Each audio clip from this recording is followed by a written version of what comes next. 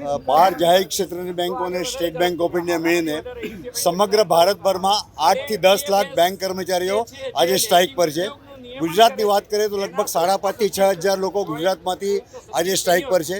અમારી જે માગણી છે એ માગણી એ છે કે 5 દિવસનું સપ્તાહ જાહેર કરવું જોઈએ.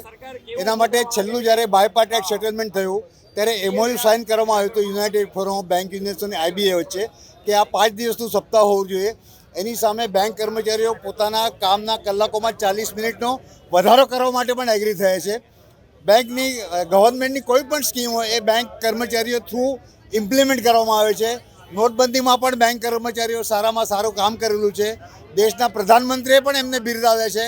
પરંતુ જ્યારે બેંક કર્મચારીઓને પોતાનું વર્ક લાઈફ બેલેન્સ કરવા માટે 5 દિવસનું સપ્તાહ આપવાની જ્યારે વાત આવે છે ત્યારે આ ગવર્મેન્ટ ઠાગાઠૈયા કરી રહી છે. અને એના માટે જ આજે સમગ્ર ભારતમાં 8 થી 10 લાખ કર્મચારીઓ યુનાઇટેડ ફોરમ ઓફ બેંક યુનિયન્સના નૈયા હેઠળ સ્ટ્રાઇક પર છે.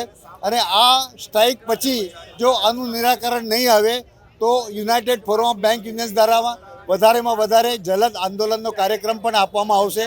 તમે ભારતમાં લો તો લગભગ 7 થી 8 જે સેન્ટ્રલ ગવર્મેન્ટના જે ઓર્ગેનાઇઝેશન છે એમાં 5 ડે વીક ચાલે છે. વિશ્વભરમાં વાત કરો તો 16 થી 17 દેશો એવા છે કે જેમાં પણ 5 ડે વીકનું ઇમ્પ્લિમેન્ટેશન છે.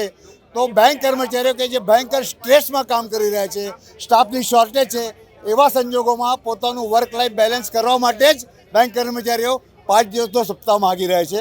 Kailash Kemkar, senior vice president, Gujarat bank workers union.